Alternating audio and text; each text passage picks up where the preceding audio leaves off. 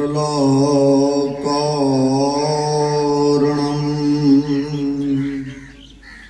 व्याप्तनेन चराचरं तत्पदं दर्शितं येन तस्मै श्री गुरुवे नमः। परम गुरुवे नमः। परापर गुरुवे नमः। परमात्मा गुरुवे नमः।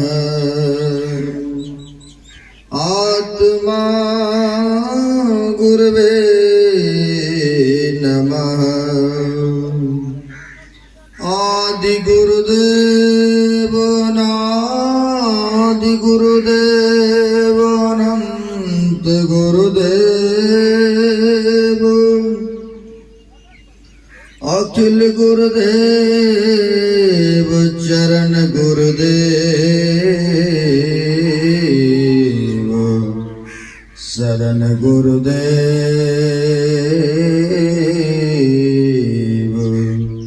श्री गुरु महाराज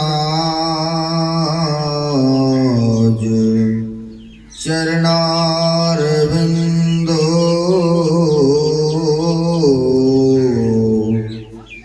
नमो नमोस्तुते। श्री गुरु महाराज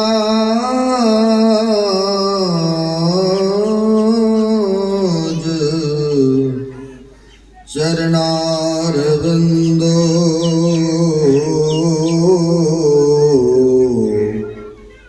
नमो नमोस्तुते। मेरा मुझ में कुछ नहीं, जो कुछ है गुरु तोर। तेरा तुझको शोभता क्या लागत है प्रभु मोर। प्रातः स्मरणीय श्री भूषित परमाराध्य संत सद्गुरु महाराज के पाद पद्मों में असंख्य असंख्य बार नमन है। तीर्थों को भी पावन करने वाले मंचस्थ पूज्य गुरुजन, आए हुए सदगुरु के सद्भक्तगण, हम लोग जत्र तत्र से यह सत्संग स्थल पर आकर के बैठे हुए जो मनुष्य शरीर का कर्तव्य है वह कर्म करने हेतु पधारे हुए हैं। तो आइए जिन महापुरुषों के छत्र छाया में हम लोग बैठ करके आनंद विभोर हो रहे हैं, एक बार गुरुदेव भगवान का जय घोष करके अपनी मुखारविंद को पवित्र कर लें। बोलिए प्रेम से श्री सद्गुरु महाराज की जय। हम आप पाठ के क्रम में सुन रहे थे, ओम जानः प्रथमं नृतत्वाय सविता देयं अग्निर्ज्योतिर्निश्चयः पृथिव्या अद्य भारत। हम लोग अभी वेद भगवान का उपदेश को सुने। वेद भगवान का कहना है, हे प्राणियों, बुद्धि योग सत्संग। कहते हैं क्यों सत्संग चाहिए? क्योंकि कहा है महापुरुषों ने, सठ सुधर ही सत्संगति पाई, अब पारस परसु को धातु सुहाई। महापुरुष कहते हैं बुद्धि योग सत्संग चाहिए, क्योंकि वेद भगवान का उपदेश है प्रत्येक मनुष्य को जीवन में सत्संग की आवश्यकता है। आप कहेंगे सत्संग करने से, सत्संग में जाने से तो क्या लाभ होता है? तो कबीर साहब के वाणी को सुने हैं कि सत्संग में लाभ बहुत है, थोड़ा नहीं, कहते बहुत, कई गुना लाभ है। फिर आप यहाँ पर बैठे हैं, आपको लाभ तो दिख नहीं रहा है। काम रोजगार करते, दुकानदारियां करते तो फिर इनकम होता तो लाभ दिखता है, लेकिन यहाँ आने से आपको लाभ तो दिख नहीं रहा है। लेकिन संत महापुरुष ने असत्य वचन नहीं कहा, मिथ्या वचन नहीं कहा है। जो इस सत्संग में आने से आपको लाभ है, जो फायदामंद है, तो कहते हैं अनत्र तीर्थों में, अनत्र धामों में जाने से वह लाभ नहीं मिलते हैं। तो कहते हैं वेद भगवान बुद्धि योग सत्संग चाहिए, है ना? तो क्यों सत्संग चाहिए? तो कहते हैं पारस परशु कुधातु सुआई। कहते हैं नीच से नीच व्यक्ति, पापी से पापी व्यक्ति, दुराचारी से दुराचारी प्राणी अगर संतों के चरण में चले जाते हैं, संतों के सानिध्य कर लेते हैं, तो कहते हैं सठ सुधर ही सत्संगति पाई, यानी अच्छे सज्जनों का संगति पाया तो सुधर गए। किस प्रकार से? पारस परशु कुधातु सुआई। जैसे पारस मणि एक पत्थर हुआ करते हैं, पारस मणि पत्थर से जैसे ही टच करते हैं लोहा, वो लोहा लोहा नहीं रहते हैं, लोहा सोना में परिवर्तन हो जाते हैं। अब देख लीजिए लोहा के क्या रेट भाव है। अगर लोहा कहीं सोना हो जाए और उसको बेचेंगे तो कितना लाभ, कई गुना लाभ है ना।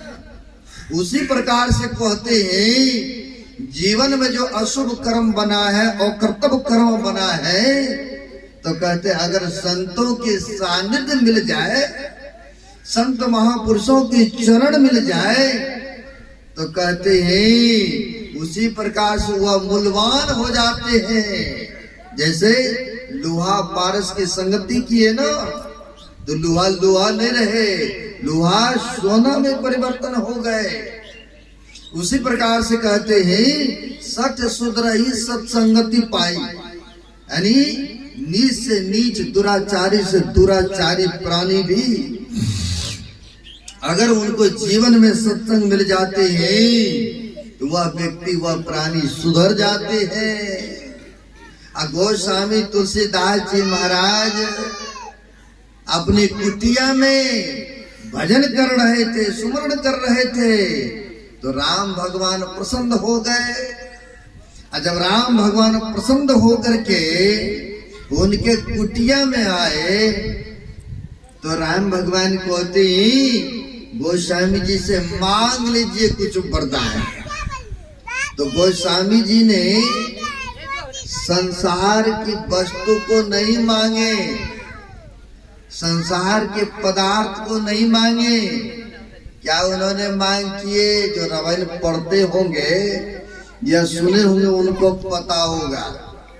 कहा हे प्रभु, आप अगर देना चाहते हैं तो सुनिए, दीजिए आप। देहु सत्संग निज अंग श्री रंग भवभंग कारण शरण शोक हारी। कहते हे प्रभु, आप अगर हमारी जप से, हमारे तपस्या से, सुमरण से, हमारी सेवा से, हमारी भक्ति से आप प्रसन्न हैं, तो आप हमें सत्संग दीजिए। यह नहीं कहा गोस्वामी जी महाराज ने हमें संसार के पदार्थ दे दीजिए, संसार के वस्तु दे दीजिए। गोस्वामी जी ने ये चीज नहीं मांग की। कहता देहु सत्संग निज अंग कहते हैं सत्संग आपका निज अंग है, इसलिए आप हमें देना चाहते हैं तो आप हमें सत्संग दीजिए प्रभु, हमें और संसार के पदार्थ नहीं चाहिए। अगर जिसको जीवन में सत्संग मिला तो फिर उसे क्या होगा फायदा? कहते इसी से भाव का अंत भी होंगे। यह भाव सागर में आना और दुखों को प्राप्त करना, जन्म लेना, मृत्यु को प्राप्त करना, दैहिक दैविक भौतिक के ये जो त्रिताप है, ये त्रितापों से तृप्त रहना, तो कहते सबसे बड़ा तो दुख यही है। कहते हैं इसी त्रितापों से छूटने के उपाय, इन दुखों से बचने के उपाय क्या है? तो सत्संग है। इसलिए वेद भगवान भी उपदेश करते हैं बुद्धि योग सत्संग, बुद्धि योग सत्संग चाहिए। प्रत्येक मनुष्य को सत्संग जीवन में चाहिए। फिर सत्संग से लाभ क्या होंगे और भी बताते हैं महापुरुष हैं। अब लाभ भी आपको दिखाते हैं कि सत्संग से फायदा क्या होता है ना। सत्संग से फायदा क्या होता है ये हम दिखाते हैं। नारद बाबा के बारे में आप लोग जानते होंगे, सुनेंगे गौर से तो बढ़िया रहेगा। जीवन में संतों की वाणी है, अपनी कुछ नहीं सुनाएंगे। नारद बाबा के नाम सुने होंगे आप लोग। नारद बाबा जब भी विष्णु लोक में जाते थे तो बड़ी आदर सत्कार उनको करते थे, और जब वहां से उठ के चले जाते थे तो जहां पर बैठने की आसन लगाया जाता था वहां की मिट्टी काट के फेंक दिया करते थे, ना मिट्टी काट के फेंक देते थे। किसी ने एक दिन कह दिया नारद बाबा से, आप वहां जाते हैं तो आपको फूस की चटाई देते हैं बैठने के लिए, बड़ी आदर सत्कार करते हैं, और जब आप जाते हैं वहां से तो जितना जगह पर आप बैठते हैं वहां के मिट्टी काट के हटा के फेंक देता है।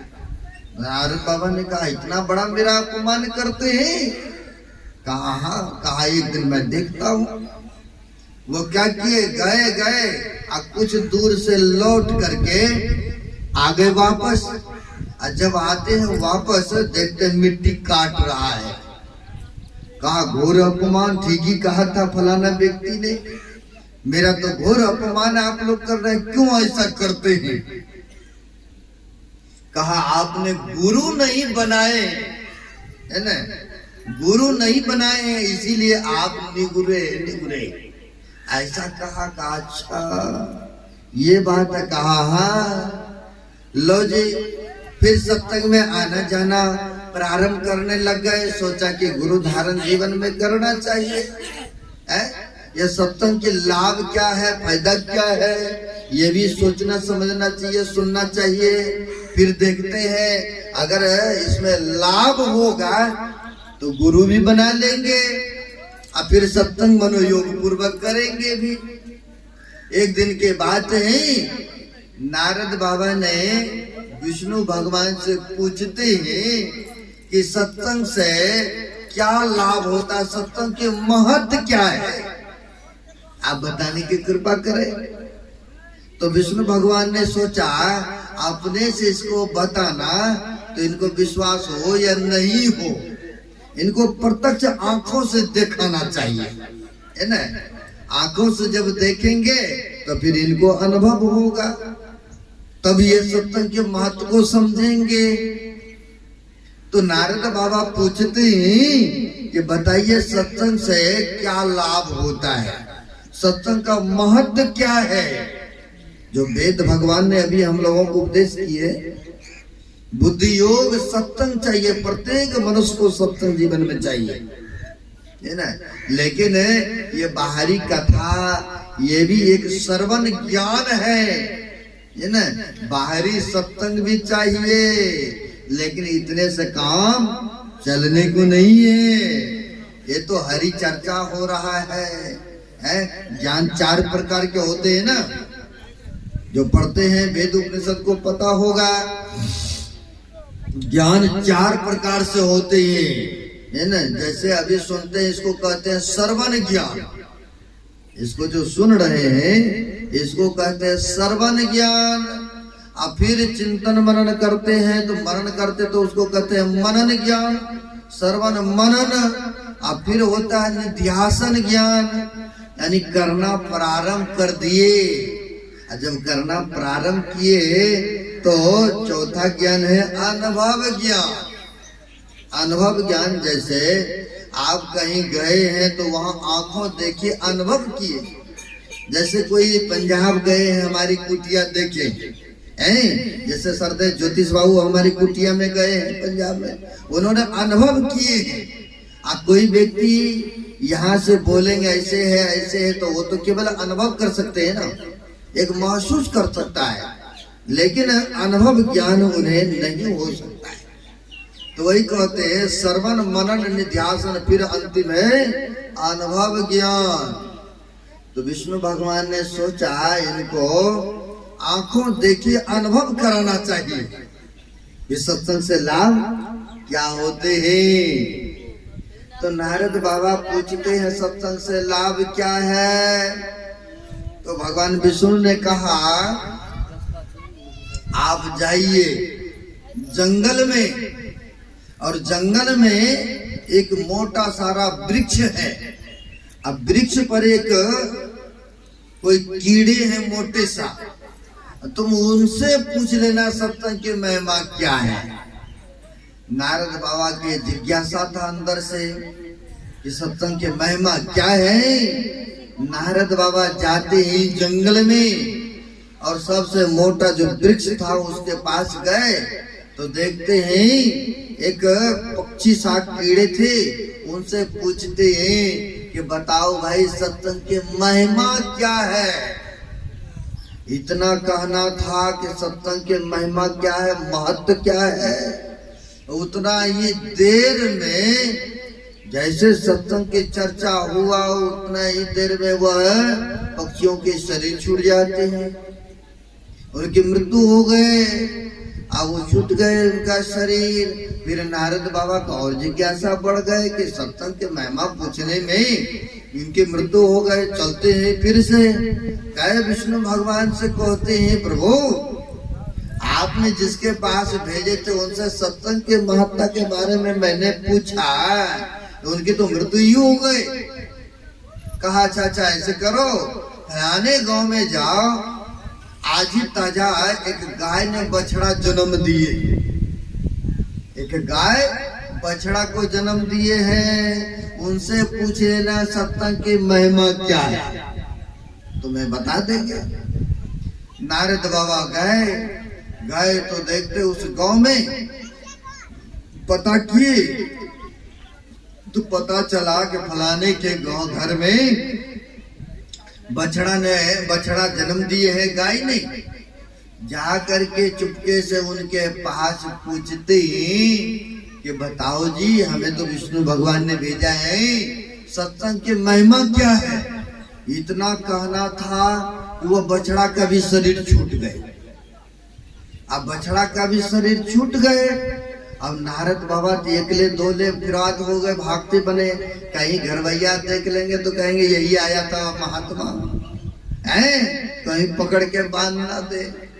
अब एकले दोले फिर भागते हैं, वहां से निकलते हैं, विष्णु भगवान के पास गए और जाके कहते हैं प्रभु आप ही बता दीजिए, जिसके जिसके पास जाता हूँ पूछने के लिए सत्संग की महिमा क्या है उसकी मृत्यु यूं हो जाते हैं। पहले आपने भेजे थे जंगल में, उनसे पूछा तो उनकी मृत्यु हो गए। आपने भेजे फलाना गांव में, बछड़ा से पूछे उनकी मृत्यु हो गए। आप ही क्यों नहीं बता देते हैं, आप कृपा कीजिए। कहा अच्छा आपकी बात जाओ फलाने गांव में एक ब्राह्मण के घर में पुत्र रूप में आज ही जन्म लिए हैं, उनसे जाकर के पूछ लेना है, तुम्हें सत्संग के महत्व के बारे में बता देंगे कि सत्संग की महिमा क्या है। नारद बाबा के और अंदर में जिज्ञासा बढ़ते जा रहे थे। नारद बाबा गए, जा करके उसके दरवाजे पर खड़े हो गए। तो गृहपति भी सोचते बड़े शुभ दिन में आए हैं, बच्चे का जन्म हुआ है हमारे घर पर, और बाबा नारद आ गए, साधु फकीर आ गए हैं। कहा बाबा आइए आइए आइए, हमारे बच्चे का हस्तरेखा देख लीजिए, भाग्य देख लीजिए, हमारे बच्चे का नामकरण भी कर दीजिए। नारद बाबा को तो अंदर से कुछ और था चाहना। कहा ठीक है, बच्चे का हम भविष्य भी देखेंगे, हस्तरेखा भी देखेंगे, इनका नाम भी रखेंगे, लेकिन विधि विधान से रखेंगे। कहा क्या करना पड़ेगा महाराज? कहा एक फूस का घर बनाना पड़ेगा, खड़ का घर। कहा खड़ का घर बनाना पड़ेगा, वो भी एकांत में, क्योंकि इनको भाई था ना। कहा एकांत में घर बनाना पड़ेगा, और उस घर में हम रहेंगे या तो बच्चा रहेंगे, तीसरा व्यक्ति कोई नहीं होंगे। और यही नहीं, एक आगे दरवाजा हो, एक पीछे दरवाजा हो। आप सोच सकते हैं क्यों ऐसा कहा है, क्योंकि जिसके जिसके पास इन्होंने चर्चा की सत्संग का, सबका मृत्यु हो गई ना। इसलिए सोचा अगर कहीं इनके भी मृत्यु हो गया, वो तो चलो जानवर जुनवर मरा था, कहीं इनकी मृत्यु हो गई तो भागने भी नहीं देंगे। इसलिए दो दरवाजा, आगे और पीछे की दरवाजा है। सोचा वो लोग अगर आगे होंगे तो पीछे से भाग निकलेंगे, अगर पीछे होंगे तो आगे से भाग निकलेंगे। ऐसा सोच करके उन्होंने अपना प्रस्ताव उन लोगों के पास रखा। कहा अच्छा ठीक है महाराज, ठीक है, आप जैसे कहेंगे वैसे हम लोग करेंगे। लो जी, एक फूस की घर बनाया वहां पर एकांत में, और दो दरवाजा रखा, एक आगे एक पीछे, और उसमें नारद बाबा या तो बच्चा। कहा बताओ जी, बताओ जी सत्संग की महिमा क्या है? हमें विष्णु लोक से हम आए हैं, विष्णु भगवान ने कहा है कि उनके पास जाओ और वह सत्संग की महिमा के बारे में बताएंगे, इसलिए हम आए हैं। आप बताइए सत्संग के महत्व क्या है? कहा नारद बाबा आप नहीं जान रहे? कहा नहीं। कहा देखो कीड़ा थे ना हम पहले गाछ पर, जब आप आए तो सत्संग की चर्चा किए तो मेरा वह कीड़ा वाला जोनी समाप्त हो गए, यानी वह शरीर छूट गया। तो फिर दोबारा आपका दर्शन हुआ। वो बछड़ा के घर में, बछड़ा थे किसान के घर में जन्म लिए थे, अब फिर आपका सत्संग का चर्चा हुआ।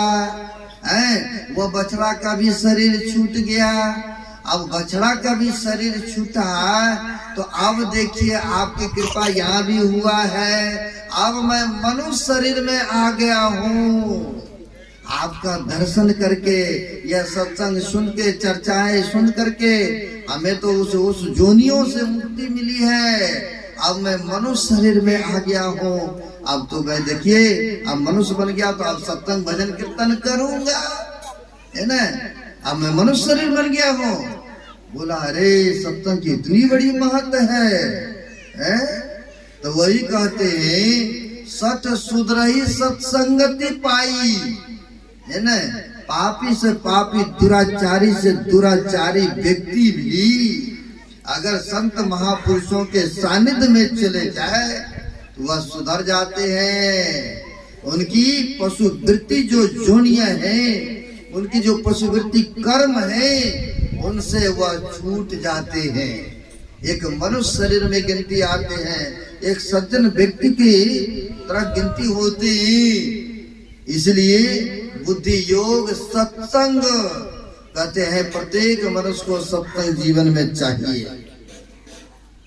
फिर कहते हैं मानस योग, मानस जप और मानस ध्यान। मानस जप करने की प्रक्रिया बताते हैं। हर एक आदमी अपने अपने ढंग से नाम जपते हैं, लेकिन कहते हैं जो संत महापुरुषों से जुक्ति लेकर के जपते हैं तो कहते उनके अंतःकरण पवित्रमय होता है।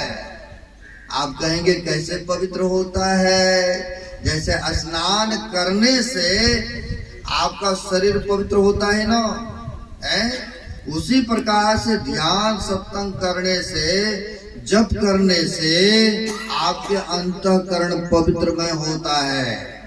हमारे गुरुदेव ने कहने की कृपा की है। ये अंतःकरण को पवित्र कैसे किया जाता है? तो कहीं बाहर जाने की आवश्यकता नहीं है। गुरुदेव पदावली में कहे हैं, धर गर्दन मस्तक सीध सार, आसन आसन अब बैठ के चकुमुखो, इष्ट मानस जब ध्यान है, अब प्रेम नेम सो करत करत मन शुद्ध हो। अरे हारे में ही और आगे तू कहो सुनो चित देकर। गुरुदेव कहते हैं कहीं बाहर जाने की आवश्यकता नहीं है। एक आसन से बैठिए देर तक, जौन से आसन में आपको सुख मालूम हो, जिस आसन से आप देर तक बैठ सकते हैं, है ना, और उस आसन से बैठ करके प्रेम नेम सो यानी श्रद्धा पूर्वक जप कीजिए। जब भी बताए हैं गुरु महाराज ने 3 तरह से। एक होता है वाचिक जप होता है, जो बोल बोल करके किया जाता है, लेकिन उससे कई गुना लाभ, कई गुना फायदा उपांशु जप में होता है। उपांशु जप जैसे आपके जिब्याएं हिल रहा है, थोड़े पटपटा रहा है, दूसरा तीसरा व्यक्ति कोई नहीं सुनते हैं, तो कहते हैं वाचिक जप से कई गुना लाभ उपांशु जप में है, और उनसे भी कई गुना लाभ मानस जप करने से होता है, जो मनोमय ख्याल से जपा जाता है ना। तो यह जब जप करेंगे, सुमरण करेंगे, तो कहते हैं इसी के द्वारा आपके अंतःकरण पवित्रमय होगा, इसी के द्वारा अंतःकरण शुद्ध होगा। और जब अंतःकरण पवित्रमय हो जाता है, तो फिर देखिए आगे का प्रक्रिया, जो दृष्टि योग की क्रिया बताए हैं। तो कहते धर गर्दन मस्तक सीध साध आसन आसन, अब बैठ के चकुमुख इष्ट मानस जप ध्यान है, अब प्रेम नेम सो करत करत मन शुद्ध हो। कहते हैं मानस जप करना है, और उसके बाद मानस योग, मानस ध्यान। अभी हम लोग सुने हैं ना, मानस ध्यान करना चाहिए। फिर मानस ध्यान करने से क्या होगा? तो हम लोग सुने हैं महापुरुषों की वाणी को। गुरु नानक देव जी महाराज कहते हैं, गुरु की मूर्ति मन में बसाइए, जो इच्छा सोई फल पाई। इच्छा देख लीजिए कितने तरह की कामनाएं होता है। कहते हैं अगर चाहते हैं मनोरथ को पूर्ण करने के लिए, सारे कामनों को पूर्ण करना चाहते हैं, तो कहते हैं एक इष्ट का ध्यान कीजिए, एक रूप का ध्यान कीजिए। जो इस तरह से करते हैं, गुरु की मूर्ति मन में बसाइए, और जो इच्छा सोई फल पाइए। जैसे आप कहेंगे इसका कोई प्रमाण, कोई सबूत है? जो महाभारत पढ़े होंगे या देखे होंगे उनको पता होगा, द्वापर में गुरु द्रोणाचार्य जी हो गए हैं, वह कौरवों और पांडवों को ही विद्या सिखाते थे। और उसी जंगल में एकलव्य थे, वीर पुत्र, उनको भी हुआ कि जब ये सीख सकता तो मैं क्यों नहीं सीखूं। गए गुरु जी से अर्जी विनती करते हैं, महाराज कृपा करो हमें भी तो वही विद्या। लेकिन गुरु द्रोणाचार्य ने कहा, मैं नीच वर्ण जाति को नहीं सिखाता हूँ, मैं उच्च कुल को राजकुमार को सिखाता हूँ। लेकिन गुरु के प्रति श्रद्धा था, है ना, उनके प्रतिमा को बनाए अपने कुटिया में, और बना करके ध्यान मनोयोग पूर्वक किए। और ध्यान मनोयोग पूर्वक किए, जितना कि अर्जुन नहीं था धनुष विद्या में प्रांगत, उनसे कई गुना प्रांगत हो गए एकलव्य। तो कैसे हुआ? तो कहने का भाव है कि गुरु के रूप को उन्होंने ध्यान किए तब ना ये मिला उनको विद्या। तो वही क्रिया हम लोगों को गुरुदेव ने बताए हैं, एक रूप का ध्यान कीजिए, है ना, अनेक का नहीं। और भी कहा है महापुरुषों ने, मूल पूजा गुरु रूप है, मूल नाम गुरु पांव है, मूल नाम गुरु वचन है, और मूल सत्य सत्य सत्य भाव है। कहते मूल पूजा तो गुरु का ही पूजा करना चाहिए, है ना, क्योंकि संत महापुरुष जो होते हैं सबों से श्रेष्ठ और उत्तम होते हैं। तो कहते हैं गुरु की पूजा करना चाहिए व्यक्ति को, और गुरु के आदेशों का पालन करते हुए जीवन को यापन करना चाहिए, है ना। तो इससे लाभ क्या होगा? तो कहते जो गुरु में गुण होता है, जो उनमें है, वह ध्यान करने वाले में आते हैं, है ना, ध्यान करने वाले में प्रभावित होते हैं। तो इसलिए कहते हैं एक नाम का जप करना चाहिए, एक रूप का ध्यान करना चाहिए। ये नहीं बताया कि अनेक रूपों का ध्यान करो, ऐसा नहीं कहा है। गुरु महाराज का भी कई रूप में से चित्र है, तो जिन पर आपकी दृष्टि टिक जाए, जिन पर आपका विशेष आकर्षण हो, वही मानस पटल पर लाइए, उसी का चिंतन मनन कीजिए, है ना। जो चिंतन मनन करते हैं, इस तरह से ध्यान करते हैं, जो उनमें गुण होता हुआ ध्यान करने वाले में आ जाते हैं। इसलिए हम लोग सुन रहे थे मानस योग, मानस जप और मानस ध्यान। जब इस तरह से करना प्रारंभ करेंगे, हम लोगों का जो दृष्टि और पवित्र हो चुका है, कई रूप को देखते हैं तो चिंतन मनन होने लगता है, तरह तरह के बातें मन में उठने लगता है ना। आंखों ने देखा, मन ने संकल्प करने प्रारंभ कर दिए, और हो सकता है ये तन को भी खींच के लेके चले जाते हैं। तो कहते हैं दृष्टि को पवित्र करने के लिए, इसे स्वच्छ और निर्मल करने के लिए एक नाम का जप करना पड़ेगा, एक रूप का ध्यान करना पड़ेगा, है ना। और जब एक रूप का ध्यान करेंगे तब यह दृष्टि पवित्रमय होगा, यह दृष्टि आपके निर्मल होंगे। और जब दृष्टि पवित्र हो जाएंगे तो पवित्र महापुरुषों का ध्यान करेंगे, पवित्रमय होंगे, तो फिर देखिए पवित्र वातावरण आपके अंतःकरण में उपजना प्रारंभ हो जाएंगे, पवित्र कर्मों को करने लग जाएंगे। तो इसलिए कहते हैं पहला काम है सत्संग में आइए, है ना। तो गुरु महाराज ने कहा है ये तो बाहरी सत्संग हुआ, अब फिर आंतरिक सत्संग करने की प्रेरणा करते हैं। गुरुदेव ने पदावली में कहा है कि धर्म कथा बाहर सत्संगा, अंतर सत्संग ध्यान अवंगा। कहते हैं बाहर जो सत्संग हो रहा है, यह हरि कथा हरि चर्चा हो रहा है, इसको कहते हैं बाहरी सत्संग, है ना।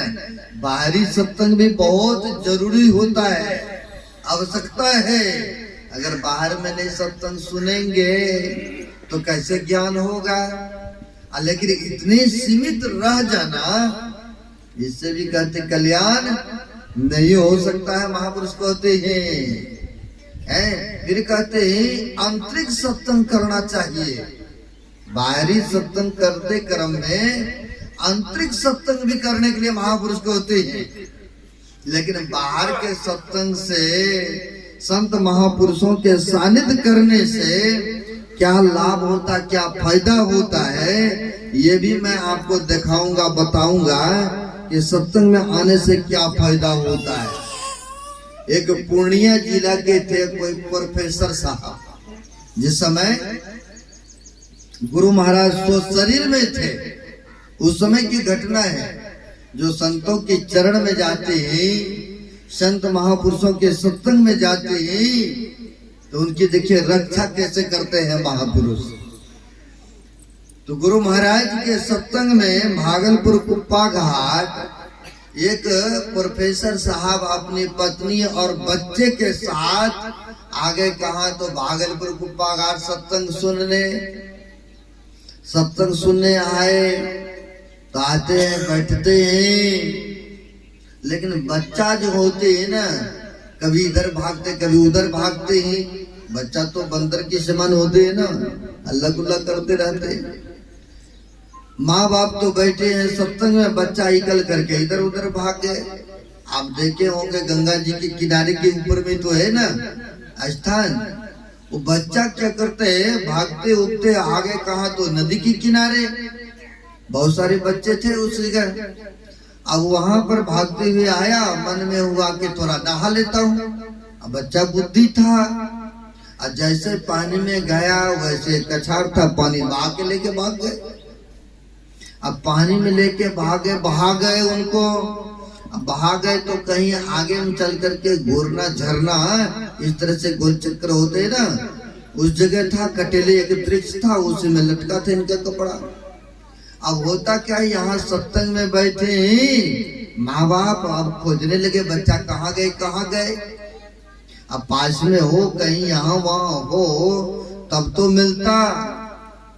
तो प्रोफेसर साहब ने अपने पत्नी से कहा, जो होना था तो हो गए, बाद में देखेंगे, पहले सत्संग सुन लो, अब बाद में खोजेंगे, कोई बात नहीं, यहाँ वहां जहाँ होंगे, जैसी गुरु महाराज की इच्छा।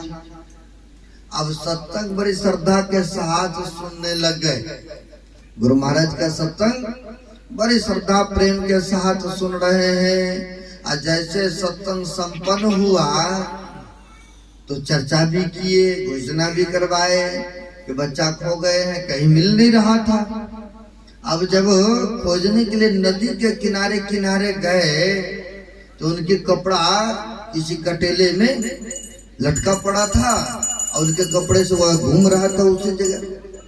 तो उनको उठा करके लाया गया बाहर में। अब बाहर में जो लाया गया, पेट उठ को दावा तो पानी निकला। अब पानी निकला तो होश में आया, कहा बेटी तुम पानी में था, इस तरह से कैसे बहाव में? कहा मैं जब डूब रहे थे, कहा तुम तो डूब रहे थे तो हल्ला करना चाहिए कि कोई बचाओ है। कहा मैंने पुकारे थे कि हाँ गुरु महाराज हमें रक्षा कीजिए, हमें कृपा कीजिए, बताइए। आप लोग तो वहां बैठे थे, हो सकता नहीं भी सुनते, लेकिन गुरु महाराज को मैंने पुकारे थे, और गुरु महाराज की कृपा से वो बच्चा जिंदा भी रहे, बच्चा की मृत्यु नहीं हुई। अब देखिए, सत्संग में जाने से, संत महापुरुषों के सानिध्य करने से, संत सदगुरु जो होते हैं वह रक्षा करते हैं, है ना। इसलिए कहते हैं सत्संग में लागी रहो रे भाई। महापुरुषों ने कहा है ना, सत्संग में लागी रहो रे भाई, और तेरी बिगड़ी बात बन जाई। यानी जो संत महापुरुषों का डोर पकड़े रहते हैं, चरण पकड़े रहते हैं, उनका बिगड़ा बात भी बन जाते हैं। इसलिए महापुरुषों ने कहा, नानक देव जी महाराज कहते हैं, संत शरण जो जन पड़े असो जन उतरण हार, असंत के निंदा ना निका, बहुड़ी बहुड़ी ले अवतार। बते सत्संग में लग करके जो रहते हैं, संत महापुरुष के चरण में जो रहते हैं, जो जन्मों जन्मों से बिगड़ा हुआ काम है, एक जन्म की बात नहीं है।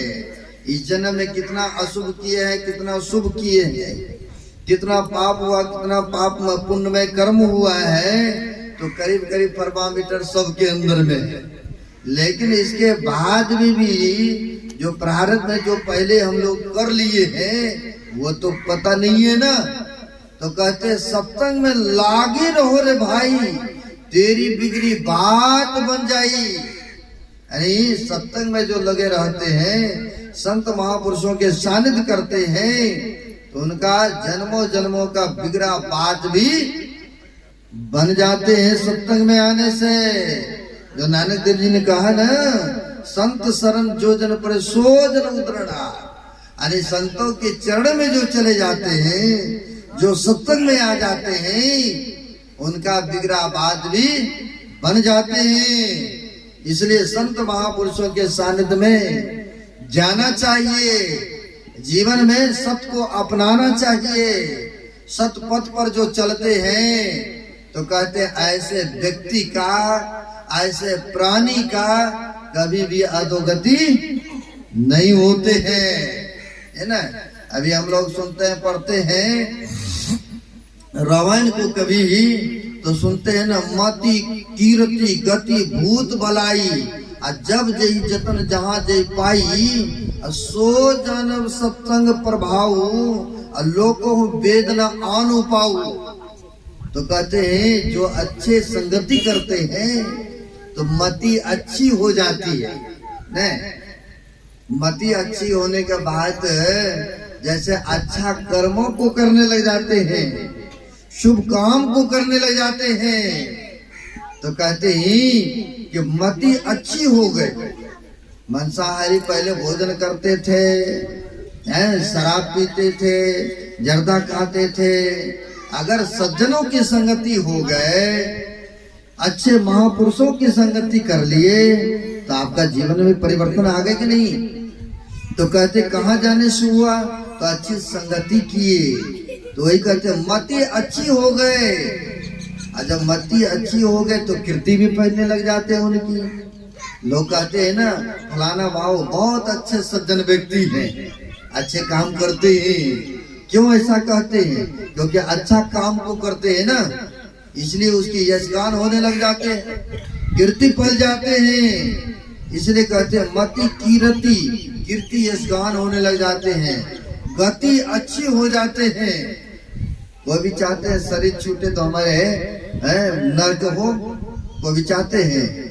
वो भी चाहते हैं कि अधोगति हो जाए, कोई भी नहीं चाहते हैं। सब चाहते कि अच्छी गति हो हमारी, है ना।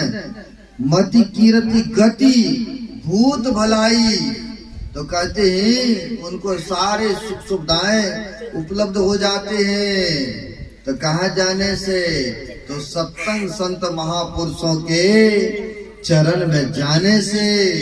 और गुरु महाराज की वाणी को सुने, नित प्रति सत्संग कर ले प्यारा, तेरा कार्य सरे सारा।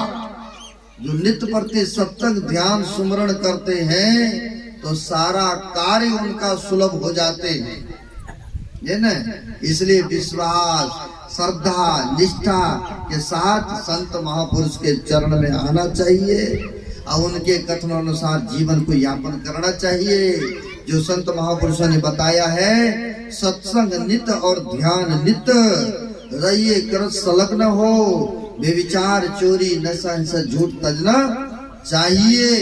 नित्य प्रति सत्संग करने के लिए बताए हैं और पंच पापों से बचने के लिए भी हम लोगों को बताए हैं। झूठ नहीं बोलना चाहिए, चोरी नहीं करना चाहिए, नशों का सेवन नहीं करना चाहिए, किसी को मन वचन से पीड़ा नहीं पहुंचाना चाहिए, है ना।